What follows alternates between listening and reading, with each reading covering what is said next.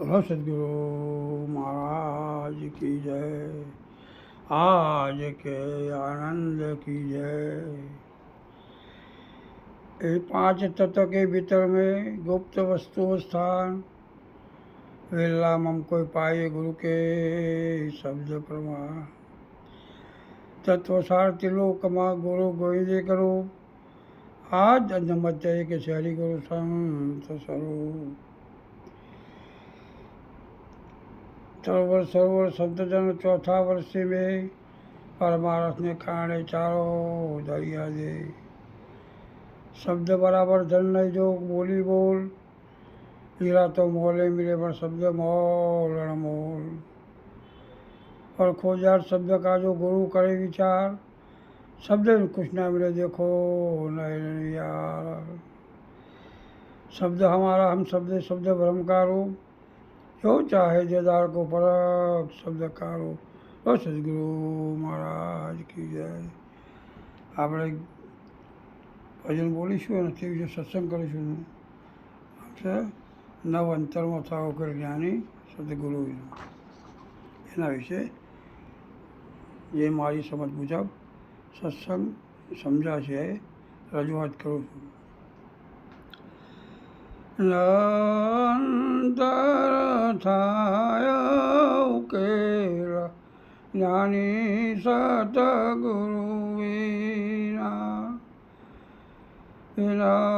અંતર થાય ઉકેલ જ્ઞાની સતગુરુ વિના એ ખોટો વાસે નહીં ભખેલ ન થાય ઉપાસના. એ શું કહેતા સંત? પોતે સર્વવ્યાપક નિત્ય હાજર હોવા છતાં પોતાની યથાર્થ સમજ આ અવસરે આવતી નથી, કારણ કે પોતાના નિષ્પૂર્ણ થયેલી ઈચ્છાના યોગે અવિદ્યાનો સંગ થયો છે. અજ્ઞાન આવરણથી પોતે પોતાનું ભાન ભૂલી ગયો છે. હવે તેને જાણવા જપ તપ વ્રત ધ્યાન ધારણા પ્રાણાયામ અને ભજન સત્સંગમાં પણ જાય છે. વેદ અને શાસ્ત્રોનો અભ્યાસ પણ કરે છે, પણ આ પોતાનું ભૂલાઈ ગયેલું જ્ઞાન આપમેળે પ્રગટ થતું નથી. જેમ કે ભાગવતમાં આવો પ્રસંગ આવે છે, તેમાં મુક્તાબાઈ સર્વમંડળી ભેગી મળી હતી. એટલે ગોરા કુંભારને કહ્યું કે તમે જેમ ટપલી મારી માટલાની કાચા પાકાની પારખ કરો છો તે અમારી સર્વની તે મુજબ ટપલી મારી ખાતરી કરી કહો આમાં કોણ કાચું છે. તેથી ગોરા કુંભારી સર્વના માથામાં ટપલી મારી છેલ્લે નામદેવને ટપલી મારી કહ્યું આમાં માત્ર નામદેવનું માટલું કાચું છે. નામદેવ વિઠોબાના પરમ ભક્ત હતા. પોતે ઘેર જઈ વિઠોબાને પોતાના અંતરનાથથી બોલાવીને પૂછ્યું, ભગવાન હું કાચો છું? ત્યારે વિઠોબાએ કહ્યું, નામદેવ આ સત્ય છે, તું કાચો છે. સદગુરુના જ્ઞાનની પ્રાપ્તિ થતી નથી અને વ્યાપકપણાનું જ્ઞાન પ્રત્યક્ષ ઉદય થતું નથી. માટે તમે વહેલી તકે સદગુરુ ધારણ કરી લો. આવા સદગુરુ જ્ઞાનનો મહિમા છે. ખોટો ભાષે નહીં ખેલ, એટલે કે આ સર્વ જગત દ્રષ્ટિમાં આવે છે તે સર્વ કેવું છે? મિથ્યા છે. અને જે દ્રષ્ટિમાં નથી આવતું તે કેવું છે? સત્ય છે. અને જેની સત્યાથી સર્વ ચેતનતા પ્રગટતા સર્વ પોતપોતાના ધર્મ મુજબ કાર્ય કરે છે. માત્ર દ્રષ્ટિ સદગુરુ શાની કરી દિવ્યતા લાવવાની છે. શું કે દ્રષ્ટિમાં સમકક્ષતા લાવવાની છે, સમદ્રષ્ટિ લાવવાની છે. જગતનો બાદ કરવાનો નથી. જગત વડે મળેલા સાધન દ્વારા વિધેય પદને જાણે આનંદ કરવાનો છે. આ પરમ તત્વનું જ્ઞાન ઉપાસનાથી પ્રગટ થતું નથી, પણ ઉપાસનાથી મનનો નિગ્રહ થાય છે. એ આગળ શું કહે છે? હે 3.5 મણ સૂત્ર ગૂંચાણું તેનો હાથ ન લાગે તાર. બુદ્ધિ વિચારી શું કરે તેના ગટમાં ગણો અંધકાર. જ્ઞાની સતગુરુ વિના શું કહે છે 3.5 મણ સૂતર એટલે કે આ 3.5 મણ વજનનો આ દેહ ને 3.5 હાથ એટલે કે 3.5 હાથ 7 વેદ અને 84 વગરનો આ ઉપસી દેહ છે. તેમાં આવેલ અંગો ઉપંગો જેવા કે મગજ, કિડની, લીવર, હૃદય, હાથ, પગ, નાક, આંખ, કાન વગેરેમાં અવિદ્યાના સંજોગે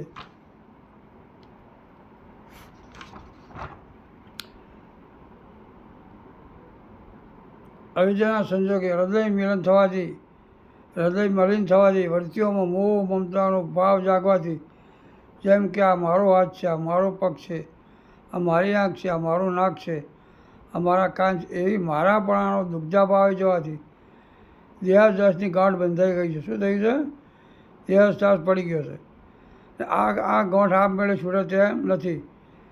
જેમ કે અંતસ્કરણના દોષોની નિવૃત્તિ ન થાય અને તેમાં રહેલા વિકારોનો લય ન થાય અને ચિત્તમાંથી ચંચળતા નાબૂદ ન થાય અને મનની બાહ્યિક દોડ બંધ ન થાય અને બુદ્ધિમાં શુદ્ધ નિશ્ચળતા ના આવે અને સત્વગુણની શક્તિ ના આવે ત્યાં સુધી અજ્ઞાનતા રહેવાની.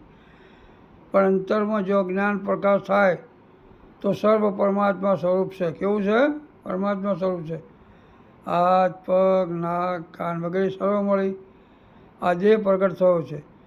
તેમાં હાથ પગ એ નામ છે અને નામ એ જ ઈશ્વર છે.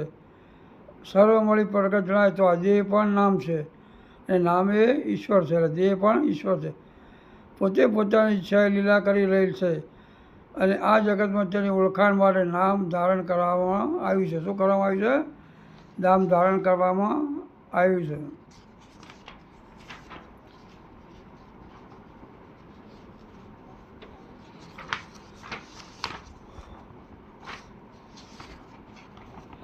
એટલે તે નામ એ જ ઈશ્વર છે. આમાં તમને જુદું શું જણાય છે? સર્વત પરમ તત્વ વ્યાપીને રહેલું છે અને તેની સત્તાથી સર્વ ફૂલ્યું ફાલ્યું છે. જેમ ગીતામાં શ્રી કૃષ્ણ ભગવાન કહી રહ્યા છે કે અણુ અણુમાં મારો વાસ છે, તો મારા સિવાય એક રતિભાર પણ જગ્યા ખાલી નથી. તો પછી તમારો પણ હોવો જોઈએ ને. એટલે સર્વસ્વ પરમાત્મા વ્યાપક છે, કોઈ જગ્યા ખાલી નથી. તે અંધારા ઉલેચવા એટલે કરીએ બીજાની કૃપાય, અનુભવ કૌગ્યા વિના કોઈ કાળે અળગાન થાય, જ્ઞાની સતગુરુ વિના અંતર થાય ઉકેલ, જ્ઞાની સતગુરુ વિના. શું કહે છે? અંધારા ઉલેચવા એટલે કે આ જીવને લાગેલી અવિદ્યા ઉપાધિ અને અજ્ઞાન તેનો લય કરવા નામ સ્મરણ, સંતોનો સંગ, પ્રાણાયામ, ધ્યાન અને વેદ શાસ્ત્રનો અભ્યાસ અને મહાપુરુષનો સત્સંગ, શ્રવણ, મનન, છતાં પણ જ્યાં સુધી યથાર્થ સત્સંગની તીવ્ર જિજ્ઞાસા ન જાગે ત્યાં સુધી સર્વ ઉપાયો મિથ્યા છે. એટલે કહેવાનો ભાવ એવો છે જ્યાં સુધી તામ ના મળે ત્યાં સુધી જ્ઞાન થાય એવું નથી. જેમ કે લોડો અને 2 શીલા ગરમ કર્યા હોય અને ગરમ થયા પછી બરાબર તા આવે ને મિલાઈ જો એને ઘા કરવામાં આવે તો લોખંડ એકરૂપ થઈ જાય. તેમ જિજ્ઞાસુની તીવ્ર ઈચ્છા અને સદગુરુ માની પણ કૃપા તો તરત જ્ઞાન થાય છે. પણ જ્યારે સદગુરુ ચરણોમાં શ્રદ્ધા, વિશ્વાસ ને પોતે કોણ છે ને ક્યાંથી આવ્યો છે તે જાણવાની જ્યારે તાળાવેલી હૃદયમાં પ્રગટ થાય છે, ત્યારે જેમ લોહ બરાબર ગરમ થાય ત્યારે તાવે તાવ મળતો, અછોડાથી ઘા મારતો બંને એક થઈ જાય છે. તેમ જિજ્ઞાસુને આવેલી તાળાવેલી મુજબ સદગુરુ શબ્દરૂપે થોડો મારી હૃદય વિધિ તેની એકતા કરાવે છે. ત્યારે નિસ્વરૂપ પ્રાપ્તિની પ્રાપ્તિ સદગુરુ ચરણે થાય છે. તેમાં સેવકને પૂર્ણ શ્રદ્ધા અને સદગુરુની પૂર્ણ ભાવ કરી અને તેમની કરુણા ઉતરે તો શ્રુતા શબ્દને વરસશે. એ ક્યાં થકી જે આવ્યો એટલે પીંડ મધ્યે ક્યાં વાત, અને પીંડ પડ્યા પછી ક્યાં જશે એની કોઈએ કીધી ના તપાસ, અને સતગુરુ વિના. એ ક્યાં થકી જીવ આવ્યો, એટલે જીવ પોતે જ શિવ છે. તે આવ્યો પણ નથી ને જવાનો પણ નથી. પોતે અનાદિને અનંત સ્વરૂપે વ્યાપી રહેલ છે. જેમ કે જીવ અમર અજર ને અવિનાશી છે, તેમ શિવ પણ અજર અમર ને અવિનાશી છે. બંને પદના લક્ષણ સરખા છે, પણ અવિદ્યા ઉપાધિ ભેદે જુદું જુદું પાસે છે. વાસ્તવમાં પોતે સ્વયં સ્વરૂપે નિત્ય સભર અને હાજરા આજુ સગળે વ્યાપી રહેલ છે. એટલે છે ને છે, સર્વ તેનો જ પ્રકાશ છે. અને સર્વ વસ્તુ અને પદાર્થ તેની સત્તા અને પૂર્ણ શક્તિને લીધે જ પછી થઈ છે. કારણ કે તેની સત્તાથી આ બધું જેમ છે તેમ સાર્થક જણાઈ રહ્યું છે. પિંડ મધ્ય કહેવાય, તેમાં એમ સમજવાનું છે પિંડ જ તેના લીધે છે. જેમ કે ઘટાકાશ ને મહાકાશ દાખલા તરીકે સમજાય છે. ઘડો આકાશમાં હોવાથી ઘડામાં આકાશ આવ્યું નથી ને ગયું પણ નથી, ને ઘડો ફૂટી જવાથી આકાશ ક્યાંય ગયું નથી, ને ઘડો આખે આખો આકાશમાં જ છે, ને આકાશને આવવા જવા પણ છે જ નહીં. તેમ પરમ તત્વ સર્વવ્યાપક છે, ને તેની માયા શક્તિ અને તેના 3 ગુણ અને પંચમહાભૂત તેનું આ પિંડ, તે તેમના ધર્મના સંસ્કાર મુજબ કારણ કાર્ય અને નિજ વાસના ભાવી કરી ઘાટ ઉત્પત્તિને લઈ થાય છે તેવું ભાસી રહ્યું છે. કારણ કે પોતાના કર્મના લઈને જે વાસના સંજોગોની ઈચ્છા લઈને આ બધું ઊભું થયું છે. એમાં વિચાર વિનાના ઘણા ગયા ઘસતા, સદગુરુ લક્ષ્ય લીધા વિના કેમ મળશે ત્રિભુવનનાથ, યાની સતગુરુ વિના. એમ વિચારી ના એટલે કે જે વિચારી ના એટલે કે જે આ ઉત્તમ અને અમૂલ્ય માનવ જીવન મળ્યું હોવા છતાં પોતાને ખબર નથી કે હું કોણ છું, કેમ આવ્યો છું, જગત એવું શું છે, ઈશ્વર કેવા છે, એવો વિચાર મનમાં ન પ્રગટતા પોતે માયાલુપ્ત થઈ સંસારી વિષય ભોગવવાને હું ને મારાપણામાંથી અહમ ન ઓગળતા મળેલો અવસર ગુમાવી દે છે. પણ તેના પૂર્વના શુભકર્મના સંજોગે આપેલ કોની સ્મૃતિ આવતો તે સંત મહાપુરુષનો સંગ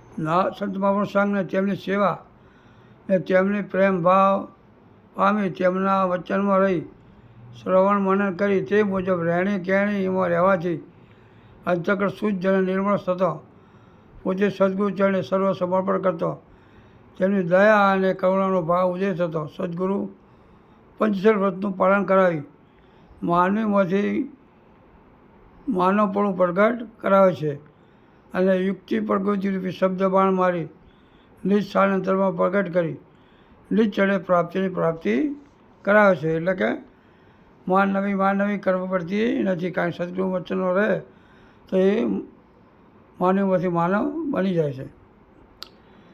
એ તૃષ્ણાના પેટે તો ને ભૂખ વેણે ભોજન ન થાય, સદગુરુ વિના હરિનામ લે